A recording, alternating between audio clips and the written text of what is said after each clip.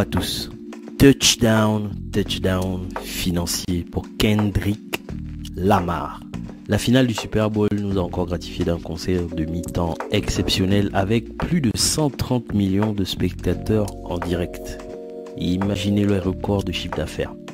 Le chiffre d'affaires était intéressant pour bien sûr les diffuseurs et les sponsors. Et même si ça paraît gratuit pour Kendrick Lamar, dans le fond, je pense que non, parce qu'il y a d'autres façons de se rémunérer de manière indirecte quand on est un artiste et quand on est sélectionné pour prester au Super Bowl. Il a fait une masterclass avec des pics sur son clash avec Drake bien sûr. Mais c'est très intéressant d'analyser les revenus qui ont été générés autour de ce spectacle qui ne dure que la mi-temps d'un match de football américain. C'est parti. Alors, les deals pendant le Super Bowl, c'est forcément un deal gagnant. À la fois pour les sponsors, donc les organisateurs du Super Bowl, et bien entendu pour toutes les marques. Parce qu'un spot publicitaire pendant l'événement du Super Bowl peut monter jusqu'à 8 millions de dollars pour l'entreprise qui a besoin d'avoir un chrono à peu près de 30 secondes sur le temps de diffusion du Super Bowl. C'est énorme les revenus.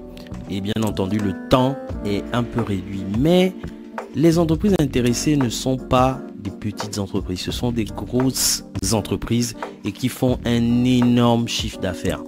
Quand vous êtes une entreprise comme Uber Eats ou Coca-Cola, vous n'allez pas faire de pub Facebook.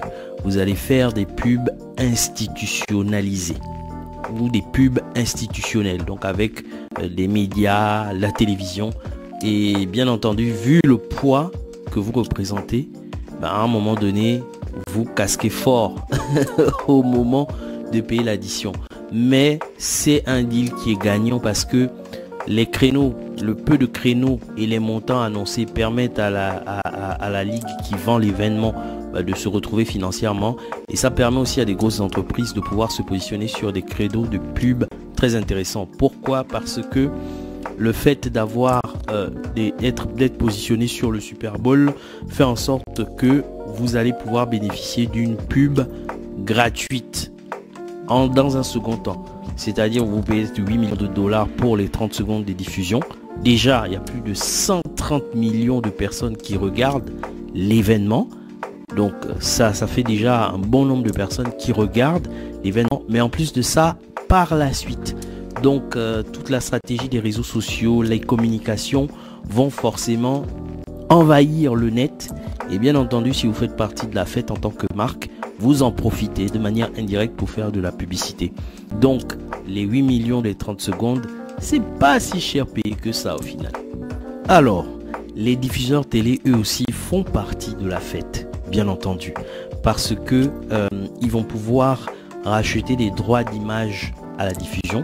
Ce qui fait en sorte que pour regarder le Super Bowl, vous êtes un peu obligé de passer par eux de manière directe ou de manière indirecte. De manière directe sur les canaux principaux des diffuseurs télévision comme Fox News et compagnie, mais de manière aussi indirecte parce que vu qu'ils ont acquis les droits, ils peuvent les revendre dans une certaine mesure, notamment via les plateformes de streaming. Donc ça permet déjà aux diffuseurs de pouvoir avancer de l'argent et récupérer de l'argent via le système des audiences parce que les diffuseurs se rémunèrent en fonction des audiences. Moins ils ont des audiences, moins ils ont de revenus dans leur poche. Mais ils ont aussi une autre bouée de secours qui leur permet de revendre dans une certaine mesure les droits d'image aux événements qu'ils ont pu acquérir via le Super Bowl.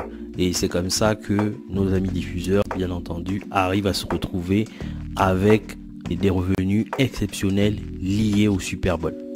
Pour les artistes, la finale du Super Bowl n'est pas rémunérée de manière directe, mais plutôt de manière indirecte. Et cette année, la performance de Kendrick Lamar était exceptionnelle.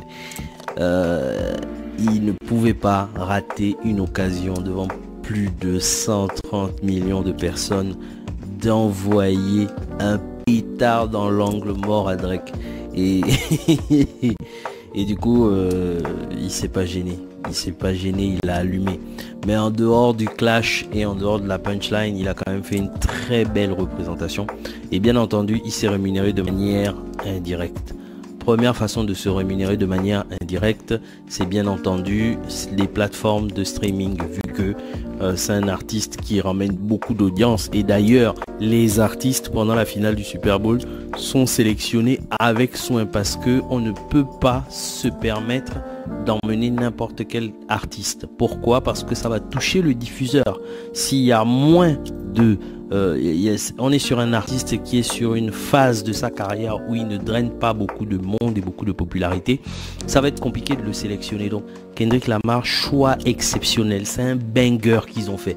Et bien entendu, il a rentabilisé pour lui parce que sa musique, ses albums sont disponibles sur les plateformes d'écoute de streaming de musique, donc il a pu se rémunérer via ça. Et bien entendu, il y a tout un merchandising sur les marques de vêtements portées par Kendrick Lamar, parce que quand vous êtes un artiste de ce niveau, vous avez sûrement des collaborations qui traînent par-ci par-là, et bien entendu avoir la possibilité d'avoir ta marque de vêtements sur le gars le plus hype regardé pendant la mi-temps du Super Bowl, plus de 130 millions de personnes. Autant vous dire que c'est de la pub gratuite. Autant vous dire que si Kendrick ouvre un partenariat pareil, c'est normal que tout le monde s'engouffre. Donc, je suis sûr qu'il a aussi récupéré des revenus sur cette façon de faire parce que c'est une occasion exceptionnelle. Et comme je vous disais tout à l'heure, pour les personnes qui font de la publicité de Uber Eats ou ce genre de choses, les personnes qui vendent des vêtements ou des chaussures ou des accessoires peuvent aussi se positionner sur un partenariat pareil. Ça permet aussi à l'artiste d'arrondir les angles. Masterclass de Kendrick. Ouh, pétard dans l'angle mort. Alors, les derniers grands gagnants de l'événement Super Bowl sont bien entendu les clubs et la ville qui accueille le Super Bowl. Aujourd'hui, quand vous avez un événement comme le Super Bowl et que vous êtes un club, vous avez des rémunérations liées au fait que vous ayez atteint le niveau du championnat. Il y a toute une retombée en termes d'activité pour la ville qui accueille le Super Bowl. Pourquoi c'est très intéressant? Parce qu'un événement pareil peut générer du tourisme. Et oui, je l'ai dit, générer du tourisme. Parce qu'il y a beaucoup de personnes qui se font des vacances aux États-Unis, en général dans les villes où le Super Bowl va avoir lieu pour profiter de leurs vacances pour participer à la finale du Super Bowl parce que c'est un très grand spectacle et c'est quelque chose qui peut vous intéresser quand vous êtes en vacances. Vous avez envie de découvrir la culture américaine et vous avez envie de découvrir aussi cet événement qui fait des records d'audience depuis des années. Et franchement, le jeu en vaut le détour. Et du coup, les villes ont aussi pu récupérer des revenus dans le cadre de cet événement. Donc, comme on dit, c'est un événement qui rassemble tout le monde et qui permet à tout le monde de se retrouver. Et là, je vous avoue que la ville aussi a pris ses sous. Et quand je parle de la ville, je parle des commerçants, je parle des personnes qui ont de l'immobilier, je parle de tout le tissu économique au fait de la ville qui accueille le Super Bowl. C'est un banger pour tout le monde au fait. Que dire de plus? Je m'arrête là.